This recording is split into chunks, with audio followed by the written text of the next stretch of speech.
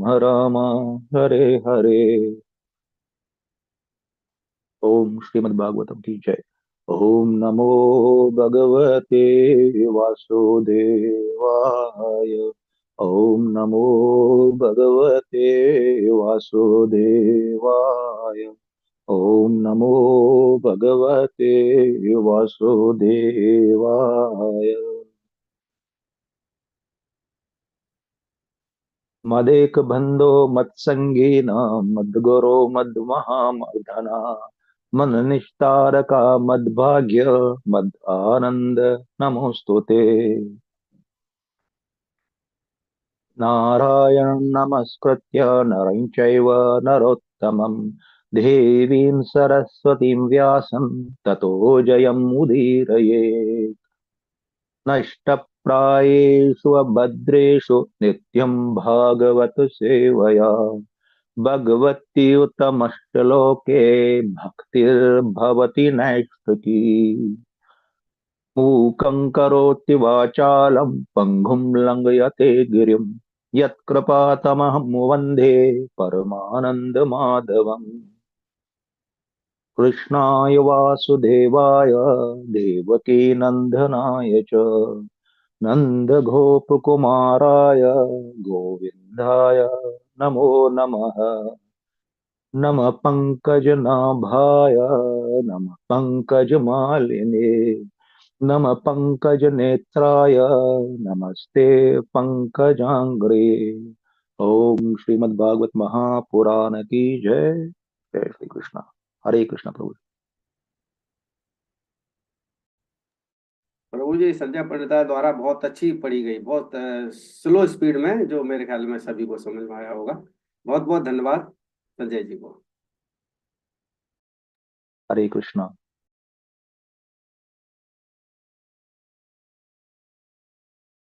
प्रभु जी, आपकी आवाज नहीं आ रही। हरे कृष्णा। अभी आवाज आ रही है प्रभु जी? जी, अभी आ रही है। तो आज के श्रीमद् भागवतम सत्र में सभी भक्तों का बहुत बहुत स्वागत है। हम श्रीमद् भागवतम के दूसरे स्कंद का अध्ययन कर रहे हैं और जैसा हम जानते हैं हम दूसरे स्कंद के आखिरी भाग में हैं ऑलमोस्ट। जैसा हमने प्रथम स्कंद किया था जिसमें 19 अध्याय थे, दूसरे स्कंद में जैसा हम जानते हैं 10 अध्याय हैं और दूसरा स्कंद विशेष तौर पे देखा जाए तो 3 विभागों में विभाजित है।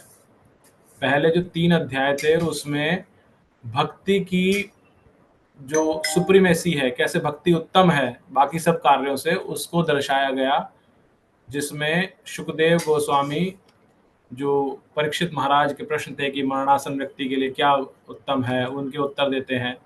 तो ऐसे हमें उत्तर मिले हैं वहां पर। उसके बाद हम देखते हैं कि किस तरह से जब भक्ति की पराकाष्ठा आ जाती है उसके बाद में परीक्षित महाराज प्रश्न करते हैं शुकदेव गोस्वामी से सर्ग और विसर्ग के बारे में, कि सृष्टि की रचना के बारे में, सृष्टि कैसे बनी, पहले कैसे सृष्टि का निर्माण हुआ और उसका पुनः निर्माण कैसे किया गया। तो उस जगह 6 प्रश्न पूछते हैं परीक्षित महाराज शुकदेव गोस्वामी से, जिनकी हमने चर्चा पहले की है। और उन 6 प्रश्नों का उत्तर देते हुए शुकदेव गोस्वामी ब्रह्मा और नारद का संवाद बताते हैं। तो जो पहले 3 अध्याय थे उसमें भक्ति की पराकाष्ठा आती है। उसके बाद अगले 4 अध्यायों में, अध्याय 4 से 7 तक, ये जो प्रश्न पूछे गए परीक्षित महाराज के द्वारा सृष्टि का सृजन और पुनः सृजन, इसके विषय में चर्चा होती है जो हमने की है, वो 7वें अध्याय तक चलती है। पिछला अध्याय जो हमने पढ़ा था 8वां अध्याय, उसमें परीक्षित महाराज विशेषकर और जिज्ञासा प्रकट करते हैं। परीक्षित महाराज ब्रह्मा जी को, शुकदेव गोस्वामी को पहले तो बताते हैं कि किस तरह से वो इस ज्ञान के लिए बहुत पिपासु हैं, वो और सुनना चाहते हैं भगवान के विषय में। और इवन दो वो 7 दिन में मरणासन है लेकिन उनको अभी भी भूख प्यास नहीं लग रही और वो सब श्रवण करते रहना चाहते हैं। और ऐसा करते हुए वो लगातार उनसे 21 विभिन्न प्रश्न करते हैं। आप लोगों ने जब 8वां अध्याय पढ़ा तब देखा होगा, उसमें 21 प्रश्न किए उन्होंने। 21 प्रश्नों में कि जीवात्मा को ये शरीर कैसे प्राप्त होता है, भगवान का और जीवात्मा का शरीर अगर भिन्न भिन्न है तो कैसे है, ब्रह्मा जी तो उनकी नाभि से प्रकट हुए हैं तो क्या उनका भी स्वरूप सेम है। इस तरह के अलग अलग प्रश्न उन्होंने किए और किस तरह से आपकी विभिन्न शक्तियां कार्य करती हैं। तो ऐसे जब उन्होंने 21 प्रश्न किए तो इन 21 प्रश्नों के उत्तर सुखदेव गोस्वामी दो माध्यमों से देंगे। उन 21 प्रश्नों में से कुछ प्रश्नों के उत्तर सुखदेव गोस्वामी भगवान और ब्रह्मा जी के संवाद के माध्यम से दे रहे हैं, जो कि ये अध्याय है जो हम पढ़ रहे हैं। और वही अध्याय चतुश्लोकी गीता का पार्ट बनता है। उसमें से कुछ प्रश्नों के उत्तर चतुश्लोकी गीता के भागवत के माध्यम से हमें पता चलते हैं। तो ये जो 9वां और जो बाकी के प्रश्न हैं, जो अधिकांश प्रश्न हैं, वो हमें तीसरे स्कंद की ओर लेके जाएंगे, जिसमें हम देखेंगे किस तरह से सुखदेव गोस्वामी मैत्रेय मुनि और विदुर के संवाद के माध्यम से बाकी प्रश्नों की जो जिज्ञासाएं हैं उनके उत्तर देंगे। तो हमने 9वें अध्याय के अंदर अभी तक जो देखा है उसमें हमने देखा कि किस तरह से सबसे पहले हमने देखा कि किस तरह जब भगवान ब्रह्मा जी को जब ये सब उत्तर लेना चाहते थे वो कि शरीर जीवात्मा जो कि भिन्न है शरीर से, तो वो कैसे अपने आप को शरीर मान बैठती है, राइट। तो उसमें हमने पढ़ा था कि किस तरह से ऐसा होने से जब जीवात्मा माया के संसर्ग में आती है तो वह स्वयं को विस्मृत हो जाती है और अपने आप को अहम और ममेती के भाव से शरीर समझ बैठती है। अहम और ममेती क्या है? अहम मतलब मैं, यानी कि मैं शरीर हूं, और ममेती यानी कि शरीर से जो कुछ जुड़ा है वो मेरा है। तो ये दो भाव अहम और ममेती ये उसको शरीर से जोड़ देते हैं। तो ये अगेन वेरी इंपॉर्टेंट है, ये याद रखना, क्योंकि जब हम बार बार बोलते हैं कि जीवात्मा माया के संसर्ग में आके ऐसा हुआ है, अभी तक तुम सिर्फ बोल रहे थे, लेकिन शास्त्र में कहाँ लिखा है? शास्त्र में यहां दे रखा है 9वें अध्याय के दूसरे स्कंद के 9वें अध्याय के शुरुआती 2-3 श्लोकों के अंदर। ऐसा होने के बाद में ब्रह्मा जी जब फिर वापस से, जो हमने पहले ही पढ़ा है, वापस से वही चीज आती है 9वें अध्याय के प्रारंभ में कि ब्रह्मा जी जब ढूंढते हैं कि मैं कहां से आया हूं, तब उनको दो शब्द सुनाई देते हैं, राइट। कौन से दो अक्षर सुनाई देते हैं? कौन से दो अक्षर हैं वो बताएं? हरे कृष्णा प्रभु जी बताएं ना। बताइए। उसके लिए क्या लिखा है श्लोक में? क्या आया था? त और प तो नहीं आया था, लेकिन कुछ और आया था वर्ड। क्या आया था? वैसे मुझे तुम लोगों से 16वां और 21वां अक्षर है प्रभु जी। 16वां और 21वां वर्णमाला का 16वां और 21वां। तो इससे हमें क्या पता चलता है? एक चीज और, अंग्रेजी का तो हमें पता नहीं, लेकिन वर्णमाला कितनी पुरानी है पता चलता है ना हमें। जो हम आज पढ़ते हैं, बचपन से पढ़ते आ रहे हैं, वो इतनी नई नहीं है, बहुत पुरानी, पुरातन है वो भी, बहुत पुरानी ऋषि मुनि के समय की है, राइट। तो हमें उस पर गर्व होना चाहिए, जबकि अंग्रेजी का कोई हमें पता नहीं है, ऐसा कोई विशेष उद्गम है, ऐसा कुछ उधर से बन गई। लेकिन यहाँ पर श्लोक के अंदर आ रहा है, वो नंबर बताया गया उस अक्षर का, उस जिससे त और प बना, तो हमें ये पता चलता है। फिर जब उन्हें कोई दिखता नहीं है तो वो तपस्या करने लग जाते हैं, और ऑलमोस्ट 1000 दैवी युग वर्षों तक वो तपस्या करते हैं।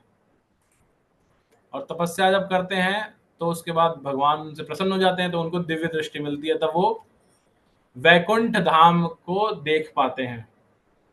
और वैकुंठ धाम का फिर हमने इस अध्याय के शुरुआत में पढ़ा कि किस तरह चित्रण दिया गया है, वैकुंठ कैसा दिखता है, वहां पर जो जीवात्माएं रहती हैं उनका रंग कैसा है, कैसी उनसे आभा प्रकट होती है, किस तरह का उनका भंगिमाएं हैं, किस तरह के वस्त्र पहनते हैं, किस तरह के आभूषण धारण करते हैं, किस तरह से वो आकाश में विचरण करते हैं अपनी संगिनियों के साथ में। लक्ष्मी के बारे में आया, लक्ष्मी भगवान के चरण दबाती हैं, लक्ष्मी जी किस तरह से भगवान के गुणगान करती हैं अपनी सखियों के साथ में, और भगवान कैसे अपने जो विशेष पार्षद हैं उनके साथ में वहां पर उनके द्वारा सेवित रहते हैं। फिर भगवान के बारे में आता है कि किस तरह से भगवान अपने सेवकों के सेवित होते हुए उनके जो वक्षस्थल है उस पे लक्ष्मी का श्रीवत्स मार्ग बना हुआ है, ये हमने पढ़ा इसके बारे में।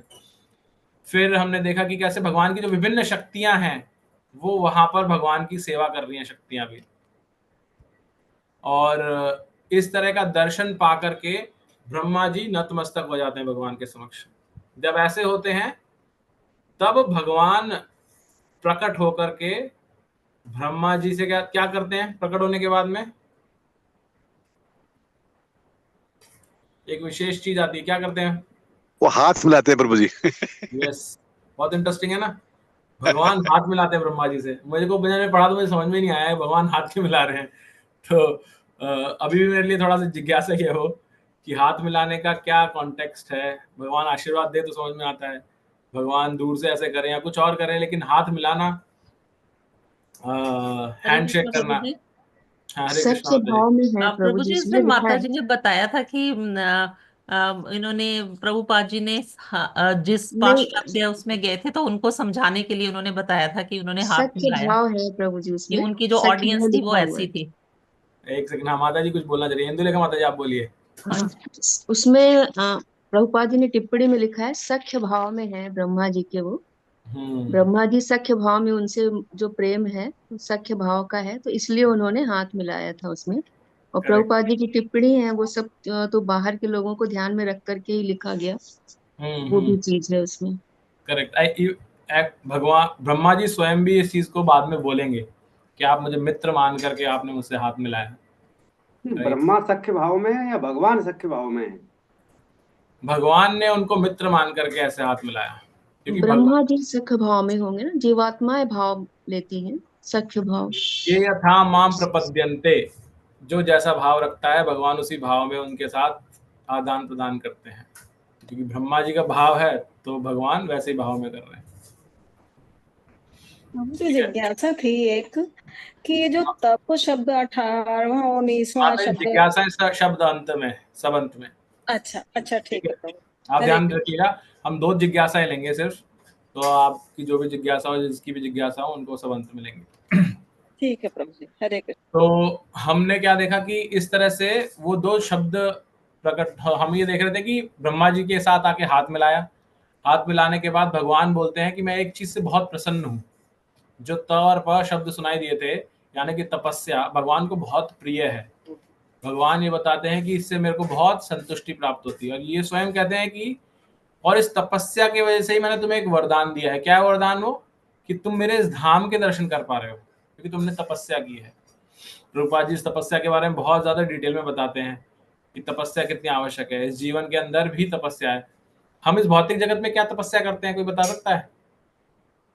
क्या तपस्या कर रहे हैं?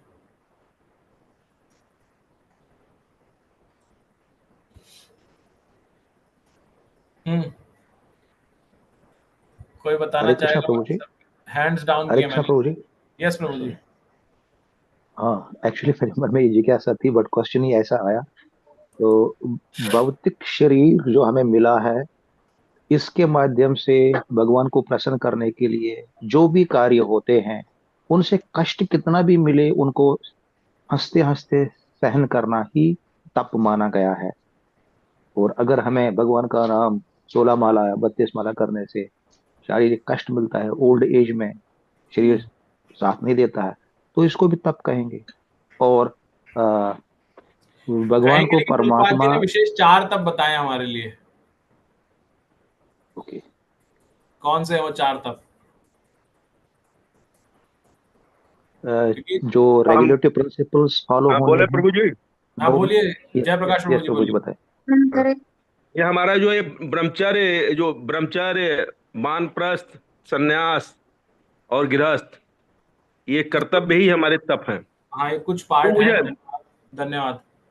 और कौन बोलना चाहता है?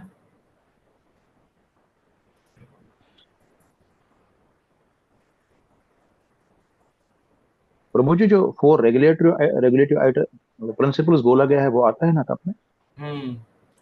तो इस जगत में, इस कलयुग के लिए प्रभुपाद जी ने बोला है जो हमारे 4 नियम हैं, अगर आप उनका ही पालन कर रहे हैं, वो सबसे बड़ी तपस्या आपके लिए। 4 नियम क्या क्या है? एक प्रभु जी ने कवर किया, ब्रह्मचर्य, यानी कि अर्थात तो जो आश्रम है उसके हिसाब से, यानी जब गृहस्थ आश्रम है तो पराई स्त्री का संग ना करना। तो एक तो ये है। अपना पतिव्रता या पत्नीव्रता धर्म का पालन करना। हरे हरे कृष्ण प्रभु जी, वो है जो जुआ खेल ना करें, महात्मा वही बोल रहे हैं मांस का सेवन ना करना, मांस मदिरा का सेवन ना करें, जुआ आदि ना खेलें, नशा पान ना करना, और चौथा क्या है, जुआ ना खेलना। जुआ। तो जब ये 4 बताए जाते हैं नियम, तो ये 4 पूर्ण रूप से अगर हम अपना रहे हैं अपने जीवन में, तो अर्थात क्या है, हम तपस्या कर रहे हैं, क्योंकि इनका पालन कर पाना आसान नहीं है। साथ तौर पे विदेश में तो बिल्कुल ही डिफिकल्ट था, हमारे लिए इनका वृहद रूप भी आता है उसके अंदर पार्ट। वृहद रूप क्या है, जब हमने बोला कि मांस ना खाना, ये सब ना खाना, तो उसमें प्याज लहसुन भी आती जाती है कि प्याज लहसुन का सेवन भी ना करना। आप अपने आप से पूछ सकते हैं, हम 1-1.5 साल से यहाँ तपस्या कर रहे हैं, इस कक्षा में आते हैं, लेकिन आप कितनी तपस्या कर पा रहे हैं उस विषय को लेकर के? क्या आप अभी तक उस स्टेप को फॉलो आगे बढ़ पाए हैं? उस पर नहीं बढ़ पाए तो हम तपस्या भी पूर्ण नहीं कर पा रहे। चाय का, कॉफी का, चॉकलेट का, इनका सेवन नहीं करना क्योंकि मादक द्रव्य हैं ये। क्या आप कर पा रहे हैं इनमें से किसी का कंट्रोल? क्या इसको पार कर पा रहे हैं? ये भी एक तपस्या का भाग है। जो साधारण तपस्या, साधारण जीव, ऐसे नहीं बोला कि हिमालय में जाओ, लेकिन साधारण इस कलयुग के जीव के लिए बताया गया है। जुआ ना खेलना अर्थात स्टॉक मार्केट, ये सब जो ऐसी चीजें हैं जहां पर आप सट्टा लगा रहे हैं, ये आजकल तो बल्कि और उसका वृहद रूप आ गया, या ऑनलाइन गेम आने लग गए, टीवी में ऐड आते हैं उसके कि ये खेलो वो खेलो, ये सब जुआ है। तो ये सब में प्रवृत्त ना होना, तो ये क्या है, अगर आप इनको पालन कर रहे हैं तो आप तब कर रहे हैं क्योंकि भगवान ने बताया उनको बहुत प्रिय हैं। तो ये अपनाना बहुत आवश्यक है हमारे जीवन के अंदर। जब हम ऐसा करते हैं तो हम भक्ति, और साथ में इन सब के साथ साथ प्रभुपाद जी ने क्या बताया, 4 नियम और 16 माला, तो ये दोनों मिलकर के वो हमारी पूर्ण तपस्या होती है। तो 16 माला करना भी आवश्यक है। तो 4 नियम पालन करना एंड 16 माला। तो 16 माला में से आप कितनी माला कर पा रहे हैं अभी? क्या आप नियमित रूप से 16 माला कर रहे हैं, या वो ऊपर नीचे जाती हैं? कभी तो 16 हो जाती हैं, कभी 20 हो जाती हैं, कभी 0 हो जाती हैं, कभी 8 हो जाती हैं। तो ये जिगजैग मालाएं गलत हैं। तो हमने जो कमिट कर ली उनको मिनिमम करते रहना, ये तपस्या का भाग है, क्योंकि आपको उसके लिए अपने मन को एकाग्र करना पड़ता है। आपका मन आपको बहुत सारे लुभावने ऑफर देगा, लेकिन उनको त्यागना और इस पे फोकस करना, ये तपस्या है आज के समय में। और भगवान यहाँ तक बताते हैं कि भगवान स्वयं इस सृष्टि की संरचना, इसको संभालना और इसको विलीन कर देना, ये भी तपस्या के माध्यम से करते हैं, और उनकी सारी शक्ति तपस्या से जागृत होती है। तो जब भगवान ऐसे ये सब उनको बताते हैं तपस्या के बारे में, उसके बाद ब्रह्मा जी भगवान से प्रश्न करते हैं। कौन से प्रश्न करते हैं?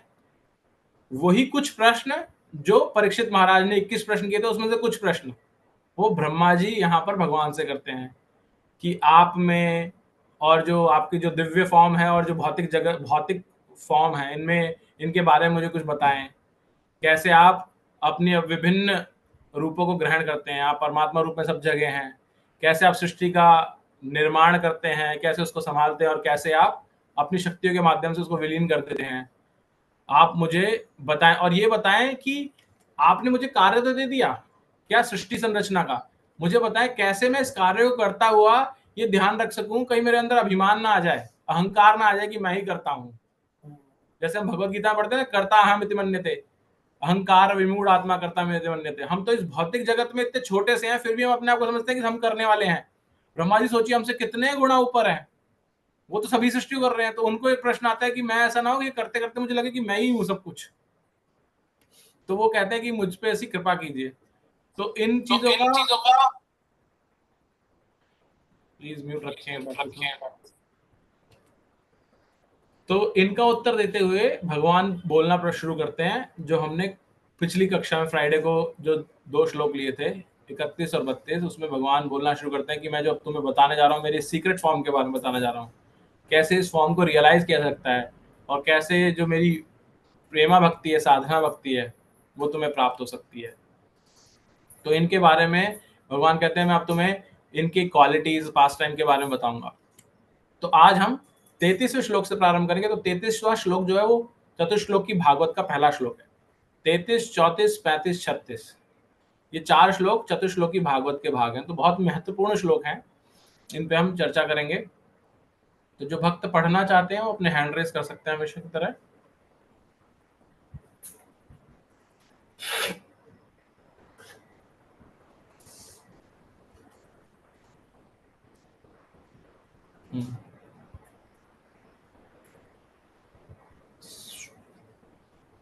चंपक लता माता जी। हरे कृष्णा प्रभु जी। हरे कृष्णा। दंडवत प्रणाम।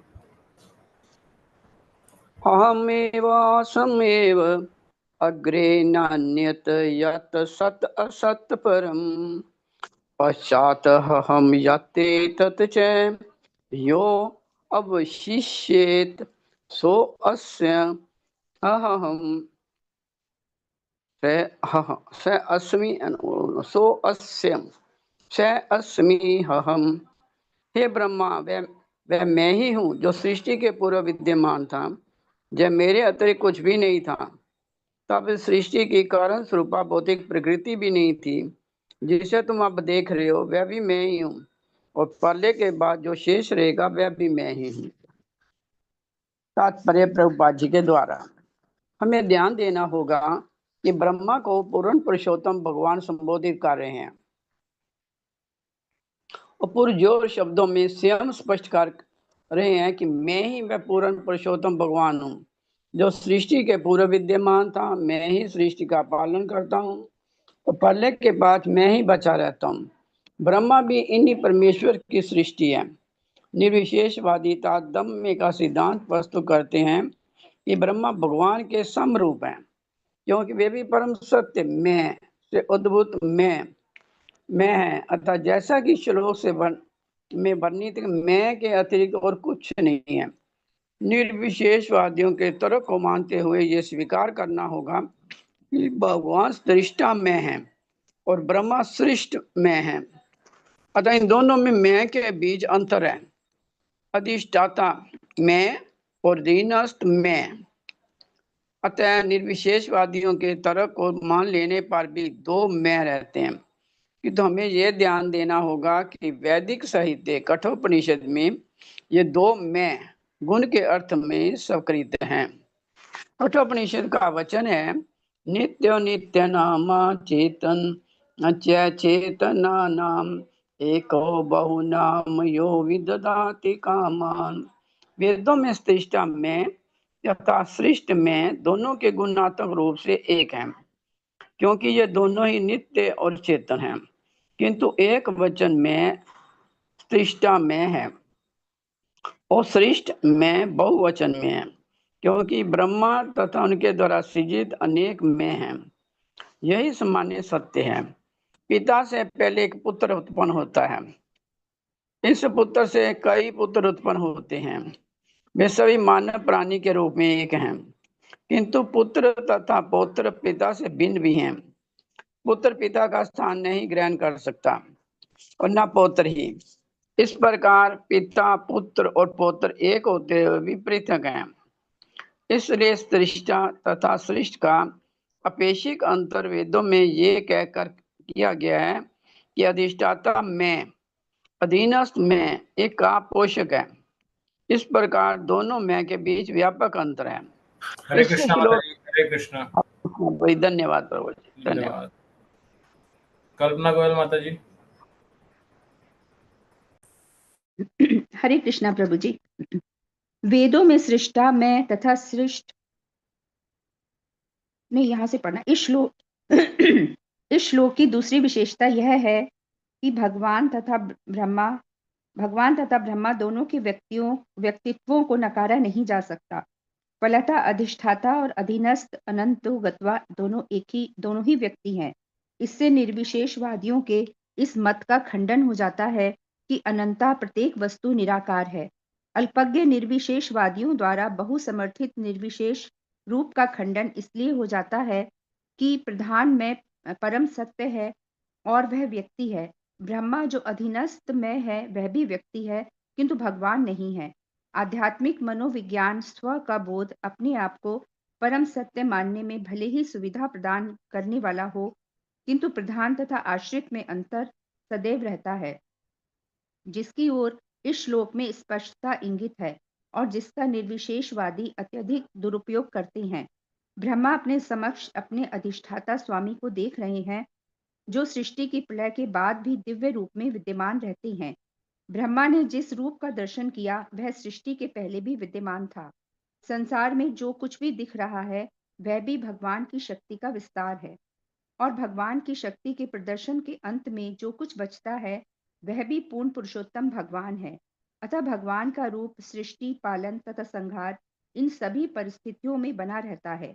वैदिक स्त्रोत्रों में इस कथन की पुष्टि हुई है, वासुदेवो वा इदम अग्र आसीन न ब्रह्मा न च शंकर एको नारायण आसीन न ब्रह्मा निशान आदि। सृष्टि के पूर्व वासुदेव के अतिरिक्त कुछ नहीं था, न तो ब्रह्मा थे न शंकर, केवल नारायण थे, कोई दूसरा नहीं, न ब्रह्मा न ईशान। श्रीपाद शंकराचार्य ने भी भगवत गीता के भाष्य में इसकी पुष्टि की है कि नारायण समस्त सृष्टि से परे हैं और समग्र सृष्टि अव्यक्त का फल है। अतः सृष्टा तथा सृष्ट में सदैव अंतर रहता है, भले ही दोनों एक समान गुण वाले क्यों न हो। इस कथन की तीसरी विशेषता यह है कि भगवान परम सत्य हैं।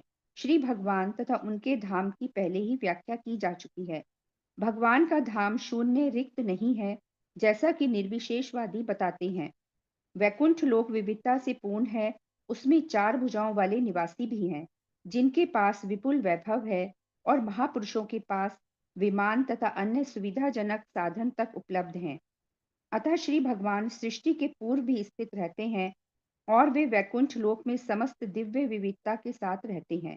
भगवत गीता में भी इन वैकुंठ लोकों को सनातन बताया गया है। ये इस विश्व के संहार के पश्चात भी नष्ट नहीं होते। ये दिव्य लोक पूरी तरह से भिन्न प्रकृति के हैं, उन पर सृष्टि, पालन तथा संहार के नियम लागू नहीं होते। भगवान के अस्तित्व से वैकुंठ लोकों का अस्तित्व सिद्ध होता है, जिस प्रकार राजा से राज्य का अस्तित्व सिद्ध होता है। श्रीमद् भागवत तथा अन्य शास्त्रों में विभिन्न स्थलों पर भगवान के अस्तित्व का उल्लेख मिलता है। उदाहरणार्थ श्रीमद् भागवत 2 स्कंद 8 अध्याय 10 श्लोक में महाराज परीक्षित प्रश्न करते हैं, स चापि यत्र पुरुषो विश्व स्थित युद्ध भवाप्ययः मुक्तत्वात् मायाम मायेशः शेते सर्वगुहाशयः।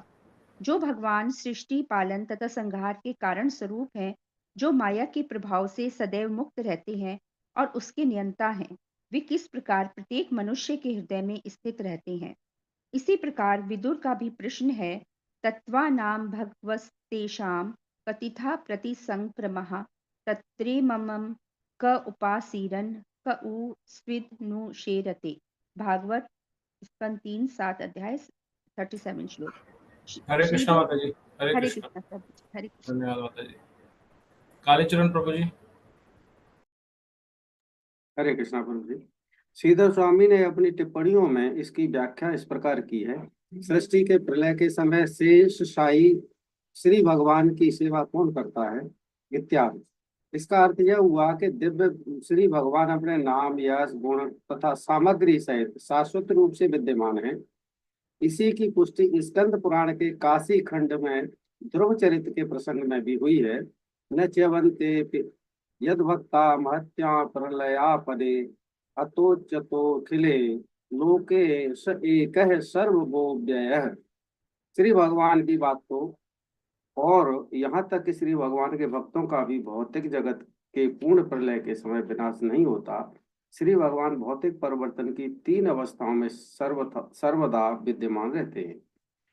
निर्विशेषवादी परमेश्वर पर कर्म रहित होने का आरोप लगाते हैं, किंतु ब्रह्मा तथा पूर्ण पुरुषोत्तम भगवान के बीच की इस वार्ता में श्री भगवान को रूप तथा गुण से युक्त होने के साथ ही साथ कर्मों से युक्त बताया गया है। सृष्टि के पालन के समय ब्रह्मा तथा अन्य देवताओं के कार्यों को भी श्री भगवान का कार्य ही समझना होगा।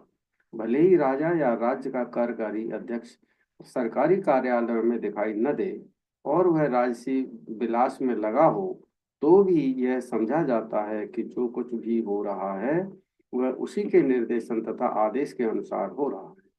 श्री भगवान कभी भी रूपहीन नहीं होते। भौतिक जगत में वे कम बुद्धि वाले लोगों को भले ही साकार रूप में न दिखें, जिससे उन्हें कभी कभी रूपहीन कह लिया जाए, किंतु वास्तव में वे अपने सनातन रूप में अपने धाम वैकुंठ लोक में तथा विभिन्न अवतारों के द्वारा ब्रह्मांडों के अन्य ग्रहों में सदैव विद्यमान रहते हैं। इस प्रसंग में सूर्य का उदाहरण अत्यंत उपयुक्त होगा। रात्रि के समय भले ही मनुष्यों को अंधेरे में सूर्य न दिखे, किंतु जब सूर्योदय हो जाता है तब वह दिखता है। यदि पृथ्वी के किसी एक भूभाग के लोगों की आंखों को सूर्य दृष्टिगोचर नहीं होता, तो इसका अर्थ यह नहीं होता कि सूर्य का कोई रूप नहीं है। बृहदारण्यक हरे उपनिषद। कृष्ण प्रभु जी, हरे हरे कृष्ण। कृष्ण प्रभु जी, हरे कृष्ण। धन्यवाद। मंजू गुप्ता माता जी। हरे कृष्णा प्रभु जी। बात हरे मत करो कृष्ण। कुछ बोलो। बृहदारण्य उपनिषद में एक मंत्र है, आत्मवेदेन अग्र अस्ति पुरुष विधि। इस मंत्र से पुरुष अवतार में भी पूर्ण पुरुषोत्तम भगवान श्री कृष्ण की उपस्थिति सूचित होती है। श्रीमद् भगवद गीता 25 एंड 26 में कहा गया है कि भगवान श्री कृष्ण पुरुषोत्तम है, क्योंकि वे परम पुरुष हैं। पुरुष अक्षर तथा पुरुष क्षर से भी परे है। अक्षर पुरुष या महाविष्णु भौतिक प्रकृति पर अपना दृष्टिपात करते हैं, किंतु पुरुषोत्तम तो उनसे भी पहले विद्यमान थे। अतः बृहदारण्यक उपनिषद से श्रीमद् भगवद गीता के इस कथन की पुष्टि होती है कि भगवान श्री कृष्ण ही परम पुरुष पुरुषोत्तम है। कुछ वेदों में यह भी कहा गया है कि प्रारंभ में केवल निर्गुण ब्रह्मा का अस्तित्व था, किंतु इस श्लोक के अनुसार निर्गुण ब्रह्मा को, जो परमेश्वर के शरीर की चमचमाती दीप्ति है, तत्काल कारण कहा जा सकता है, किंतु समस्त कारणों के कारण या दूर स्थित कारण या अंतिम कारण तो पूर्ण पुरुषोत्तम भगवान है। श्री भगवान का निर्गुण रूप भौतिक जगत में इसलिए विद्यमान है क्योंकि भौतिक नेत्रों या भौतिक इंद्रियों से श्री भगवान को देखा या अनुभव नहीं किया जा सकता। परम भगवान का दर्शन करने की आशा रखने से पूर्व इंद्रियों को आध्यात्मिक बनाना होगा, किंतु वे सदैव साकार रूप में कार्यरत रहते हैं और बैकुंठ लोक के निवासियों को सदैव साक्षात दिखते हैं। अतः वे भौतिक दृष्टि से निराकार रहते हैं। जिस प्रकार राज्य का प्रशासक अध्यक्ष सरकारी दफ्तरों में निराकार रह सकता है, यद्यपि राजभवन में वह निराकार नहीं रहता, इसी प्रकार श्री भगवान भी अपने धाम में निराकार नहीं रहते। उनका धाम तो निरस्त कुहु कम है, जैसा कि श्रीमद् भागवतम के प्रारंभ में ही कहा गया था। जैसा कि प्रामाणिक शास्त्रों से प्रकट है, श्री भगवान के साकार तथा निराकार दोनों ही रूप स्वीकार्य है। श्रीमद् भगवद गीता 24.28 में श्री भगवान के इस रूप को जोर देकर इस प्रकार वर्णित किया गया है, ब्राह्मणों ही प्रतिष्ठा हम। इस प्रकार सभी प्रकार से आध्यात्मिक ज्ञान का गुह्य अंश श्री भगवान के व्यक्ति तत्व का साक्षात्कार है, उनके निराकार ब्रह्म रूप का नहीं। अतः मनुष्य का अंतिम लक्ष्य परम सत्य के इसी व्यक्तिगत साकार रूप का साक्षात्कार करने का होना चाहिए, न कि निराकार रूप का। परम सत्य की विश्व चेतना को समझने हेतु जिज्ञासा के लिए घट के भीतर तथा घट के बाहर के आकाश का दृष्टांत उपयोगी हो सकता है, किंतु इसका अर्थ यह कदापि नहीं होता कि झूठे दावे से श्री भगवान का अंश परम ब्रह्म हो सकता है। इसका अर्थ केवल इतना ही होता है कि बद्ध जीव भ्रामक शक्ति माया के अंतिम फंदे का शिकार बन चुका है। श्री भगवान की विश्व चेतना के साथ तादात्म्य का दावा करना भ्रामक शक्ति देवी माया द्वारा तैयार किया गया अंतिम फंदा होता है। श्री भगवान के निराकार रूप के अस्तित्व के अंतर्गत भी मनुष्य को श्री भगवान के व्यक्तिगत साकार रूप के साक्षात्कार के लिए आकांक्षा रखनी चाहिए। जिस प्रकार मनुष्य भौतिक अस्तित्व के अंतर्गत ऐसी आकांक्षा रखता है और पश्चादेहम यद यदोवश्यते सोऽस्यहम् का यही भावार्थ है। हरे कृष्ण। हरे कृष्णा प्रभु जी। नेक्स्ट ज्ञानेंद्र माता जी।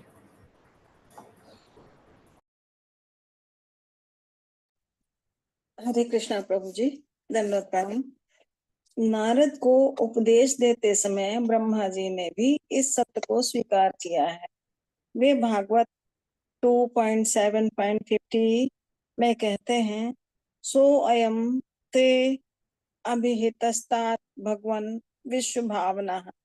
पूर्ण पुरुषोत्तम भगवान श्री हरि के अतिरिक्त समस्त कारणों का कारण कोई अन्य नहीं है।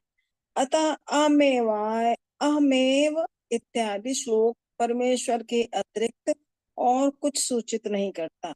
अतः मनुष्य को ब्रह्म संप्रदाय अर्थात ब्रह्मा से नारद फिर व्यास इत्यादि का अनुसरण करना चाहिए और श्री भगवान श्री हरि या श्री कृष्ण को प्राप्त करना ही जीवन का लक्ष्य बनाना चाहिए। शुद्ध भक्तों को दिया गया यह परम गुह्य उपदेश अर्जुन को सृष्टि के प्रारंभ में ब्रह्मा जी को भी दिया गया था। निसंदेह ब्रह्मा विष्णु महेश्वर इंद्र चंद्र वरुण इत्यादि देवता कार्यों को संपन्न करने के लिए भगवान के ही विभिन्न रूप हैं। सृष्टि के विभिन्न अवयव अनेक शक्तियां भी उसी भगवान की हैं, किंतु इन सबों के मूल श्री भगवान श्री कृष्ण ही हैं। मनुष्य को चाहिए कि शाखाओं तथा पत्तियों से मोहग्रस्त न होकर मूल को ही ग्रहण करे और यही इस श्लोक की शिक्षा भी है। हरे कृष्णा प्रभु जी, धन्यवाद। हरे कृष्णा। तो ये हमने चतुश्लोकी भागवत का एक श्लोक पढ़ा है अभी, जिसका तात्पर्य हम देख सकते हैं कि प्रभुपाद ने कितना गहराई में इस श्लोक को समझाया है। तो कोई मुझे बताना चाहेगा कि चतुश्लोकी भागवत का ये पहला श्लोक भगवत गीता, चतुश्लोकी भगवत गीता से कुछ मैच करता है कि नहीं करता? किसी को पता चतुश्लोकी भगवत गीता? प्रभु जी 10.8 से करता है प्रभु जी। हम सर्वस्य परभव मत्त सर्व परवर्ती मत्वा भजन्ते भाव बुद्धा भाव समन्विता। तो 10.8 धन्यवाद। तो उस श्लोक में चतुश्लोकी भगवत गीता का ये पहला श्लोक है, जिसमें भगवान बोलते हैं अहम सर्वस्य प्रभवो, ये पूरी सृष्टि को मैंने ही प्रकट किया है। और यहाँ पर भी भगवान क्या कह रहे हैं? अहम एव वासम एव अग्रे, तो मैंने ही इस सृष्टि के पूर्व विद्यमान था और मेरे अतिरिक्त उस समय कोई नहीं था। और क्या बोलते हैं कि जो तुम मानते हो कि सृष्टि भौतिक प्रकृति के द्वारा प्रकट हुई है, वो भी नहीं थी, और अभी भी मैं हूं, और प्रलय होने के बाद भी सिर्फ मैं ही रहूंगा और कोई नहीं रहेगा। तो भगवान बहुत क्लियरली इस चीज को बता रहे हैं यहाँ पर, और कोई इतना क्लियरली नहीं बोलता। तो प्रभुपाद जी ने इस श्लोक के तात्पर्य में हमें बहुत अलग अलग इंपॉर्टेंट पॉइंट्स बताए हैं इसके अंदर। तो क्या बताते हैं प्रभुपाद जी सबसे पहले, और इसमें आपने देखा होगा स्टार्ट से एंड तक निर्विशेषवादी, उनके ऊपर फोकस किया है प्रभुपाद ने। निर्विशेषवादी का अर्थ क्या है?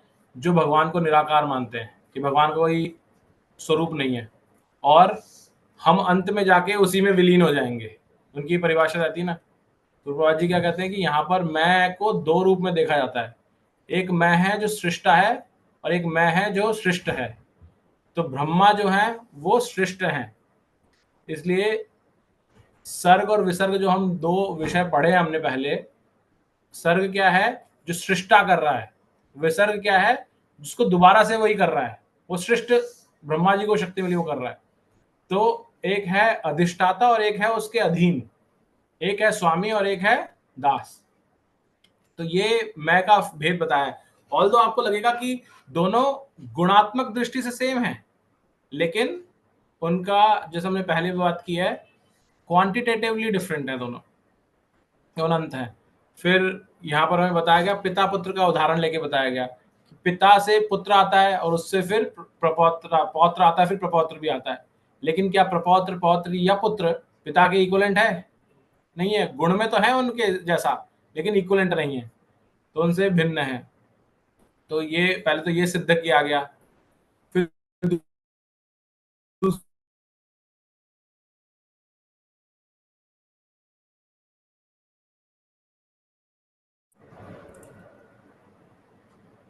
हाँ जी। दूसरा क्या विषय लिया गया? दूसरा बताया गया कि भगवान निराकार नहीं है। कैसे निराकार नहीं है? ये बताया गया कि दोनों ही व्यक्ति हैं, अधिष्ठाता और अधीनस्थ। भगवान का भी एक व्यक्तित्व है और ब्रह्मा जी का भी व्यक्तित्व है। तो ब्रह्मा जी का तो व्यक्तित्व है ही, हम देख रहे हैं। और साथ साथ क्या है, ब्रह्मा जी ने ही उस परम सत्य भगवान के धाम के दर्शन किए, जहां पे भगवान के दर्शन किए। तो निराकार कैसे हो सकते हैं? तो ये बताया गया कि ये गलत चीज है। फिर ये बताया गया कि जब भगवान ने दर्शन किए इसके, तो ब्रह्मा जी ने जब दर्शन किए भगवान के धाम के, तो वहां देखा कि जो वहां पे रह रहे हैं लोग, वो सब क्या है, वो भगवान के जैसे ही, उनके भी चतुर्भुजाएं हैं, जो हमने इस अध्याय के शुरुआत में देखा था। तो परम सत्य है, जिसको आप कई लोग बोलते हैं कि निर्विशेष है, ब्रह्म ज्योति है या शून्य है, ऐसा नहीं है। क्योंकि जब जहां भगवान रहते हैं वहां के बारे में हमने डिस्क्रिप्शन पढ़ा है। वहां पे लोग रहते हैं, जीवात्माएं हैं वहां पर, जो भगवान की सेवा कर रहे हैं। वो बहुत ही वैभवशाली हैं, वो अपने अपने विमान है उनके पास में। तो फिर वो शून्य कैसे हो सकता है? कैसे हो सकता है कि वहां कुछ भी नहीं है? तो ये गलत है, ये धारणा गलत है। फिर देखा हमने कि हमें बताया गया कि किस तरह से जिस प्रकार से यहाँ एक और टॉपिक क्या है, फिर बताया गया कि जब सब कुछ प्रलय हो जाती है, तो हमने ये समझा पहले तो कि भगवान है और भगवान अपने पार्षदों के साथ रहते हैं हमेशा। क्यों रहते हैं भगवान अपने हमेशा पार्षदों के साथ में? क्योंकि भगवान की वो सेवा करते हैं, हमेशा नित्य भगवान की सेवा में लगे रहते हैं। जैसे हमने लक्ष्मी जी के बारे में पढ़ा और उनके जो अलग अलग पार्षद बताए गए उनके बारे में पढ़ा, तो हमेशा साथ में रहते हैं। फिर बताया गया जब प्रलय होती है, तो अगर भगवान सिर्फ शेष नाग पर खुद ही अकेले हैं, वहां पर शेष शैया पर हैं, तो ये कैसे हो सकता है? भगवान की सेवा कौन करेगा उस समय? तो इससे हमें पता चलता है कि भगवान नहीं होते अकेले तब भी, तो भगवान अपने भक्तों के साथ में होते हैं वहां पर। तो ये श्रीधर स्वामी बताते हैं ऐसा, जो हमने तात्पर्य में पढ़ा। जब सब कुछ विनष्ट हो जाता है, प्रलय आती है, तब भगवान और भगवान के भक्त तब भी रहते हैं। और भक्त क्या करते हैं? भगवान की सेवा में लगे रहते हैं उस समय। लेकिन वो इस धरातल पे नहीं। हम कहें भगवान के भक्त हैं, लेकिन हम भौतिक जगत के अंदर माया के प्रभु में, जो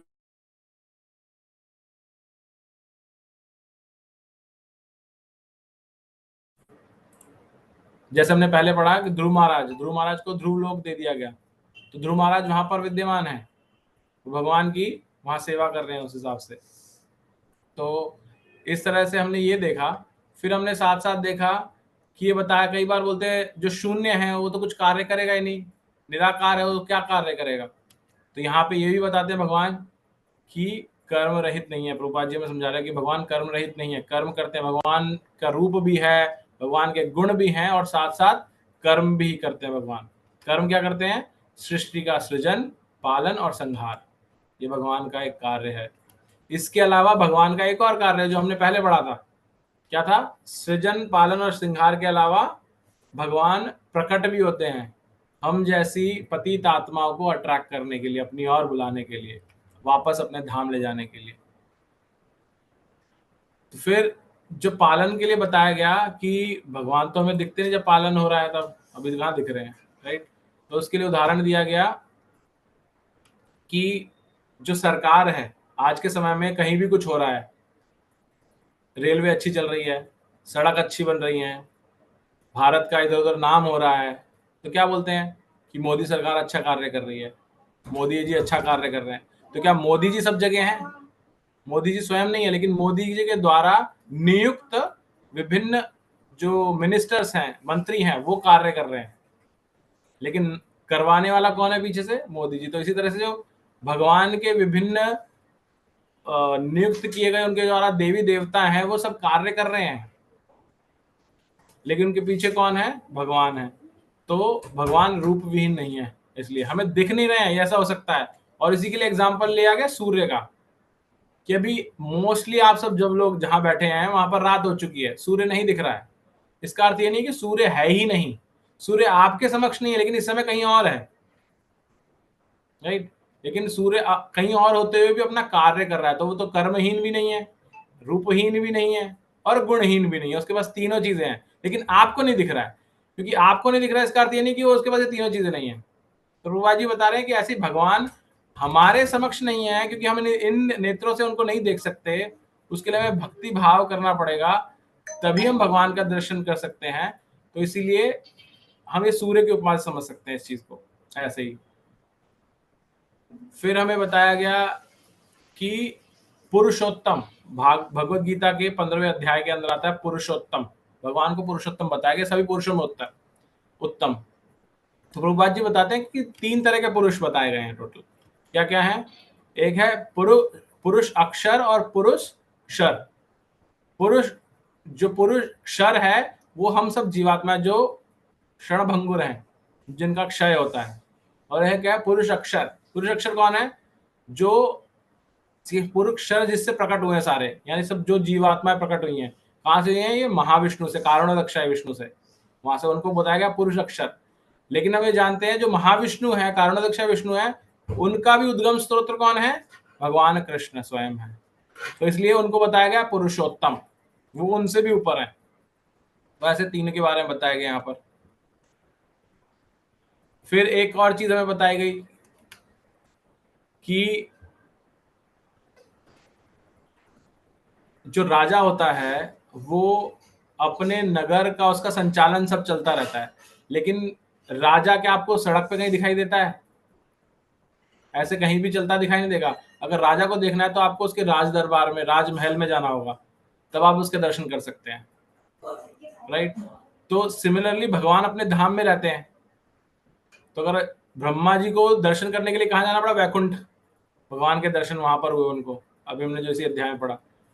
तो अर्थात भगवान है, और भगवान का धाम जो है वो हमने प्रथम स्कंद के प्रथम अध्याय के तीसरे श्लोक में पढ़ा, दूसरे श्लोक में पढ़ा था, निरस्त कुहुकम, कि भगवान का जो धाम है वो बहुत दिव्य है। तो वो वहां पर हम देखते हैं, इस तरह से हमें बताया गया, हमने पढ़ा। फिर हमें अंत में बताते हैं कि किस तरह से बद्ध जीव जो है वो माया के अंतिम पाश में बंध जाता है। अंतिम पाश क्या है बद्ध जीव के, माया का, हम सबको बांधने का? हमने पहले ही बहुत बार चर्चा की है कि हम अलग अलग रूप में भटकते रहते हैं, सब करते रहते हैं। जब माया को लगता है कि बस अब तो ये निकल सकता है, ये भक्ति में लग गया या ये अष्टांग योग में लग गया, तो माया अंतिम पाश फेंकती है और बोलती है अरे तू ही भगवान है, तू, और तेरे में और भगवान में कोई भिन्नता नहीं है, तू भी उतना ही पावरफुल है, तू सब कुछ कर सकता है। और उसको सिद्धियां मिल जाती है तो वो अपने आप को भगवान समझने लग जाता है। जो जितने भी असुर हैं वो माया के इसी पाश में फंस जाते हैं, चाहे वो रावण हो, कंस हो, हिरणाक्ष हो, हिरण्यकश्यपु हो, कोई भी, किसी भी राक्षस को आप याद कीजिए, वो सब इसी में फंस गए, वो अपने आप को ही भगवान समझने लग जाते हैं, राइट। तो उन्होंने तपस्या की, उन्होंने सिद्धियां प्राप्त की, लेकिन माया ने उन्हें अंतिम पाश में फांस दिया। जब वो निकल सकते थे बाहर, तो वहां पर निकलने से पहले उसको अटका दिया और वो फंस गए वहां पर। तो ऐसे ही प्रभुपाद जी बताते हैं बद्ध जीव माया के इस अंतिम दाव का शिकार बन जाता है, इसमें फंस जाता है। कैसे फंस जाता है कि भाई या तो तू भगवान है और बाकी सब तो कुछ नहीं है, या दूसरा कि तू भगवान के अंदर ही विलीन हो जाएगा बाद में, अंतिम में। तो तू भगवान है आज भी और वापस जाके भी उन्हीं में विलीन हो जाएगा, तो तू भगवान ही रहेगा एट द एंड। तो ये बताया गया। तो प्रभुपाद जी अंतिम पैराग्राफ में बताते हैं कि ब्रह्मा जी ने स्वयं स्वीकार किया है इसी अध्याय, स्कंद के 7वें अध्याय के अंदर, कि पूर्ण पुरुषोत्तम भगवान हरि के अलावा कोई समस्त कारणों का कारण नहीं है। ये नारद जी को बताया उन्होंने ये ज्ञान, और हम जानते हैं ब्रह्मा जी समस्त सबसे ऊपर हैं, उनके बाद उन्होंने ये ज्ञान नारद जी को दिया, और उस परंपरा के माध्यम से, यानी कि ब्रह्म संप्रदाय के माध्यम से ये ज्ञान हमें मिल रहा है। तो हमें बहुत अपने जीवन का लक्ष्य बना लेना चाहिए कि हमें किसी भी ना किसी रूप में भगवान हरि या श्री कृष्ण को प्राप्त करना है। तो जब हम ऐसा करते हैं तो हम जीवन के मूल को प्राप्त कर पाते हैं। और इस श्लोक का जो उद्देश्य है वो क्या है? हम ये समझ पाए कि सब चीजों का उद्गम है भगवान श्री कृष्ण।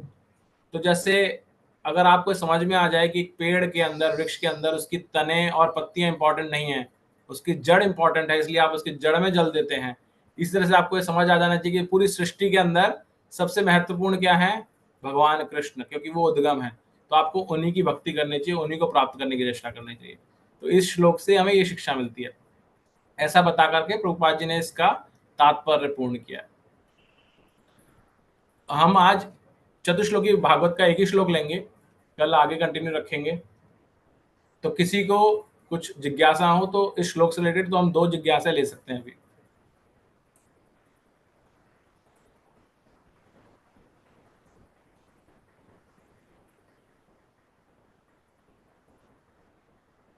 जी, जिज्ञासा मेरी श्लोक से रिलेटेड तो नहीं है, लेकिन जो मैं पूछ रही थी वो ये है। अभी रुकिए माता जी, फिर पहले मेरे को इस श्लोक से रिलेटेड लेने दीजिए।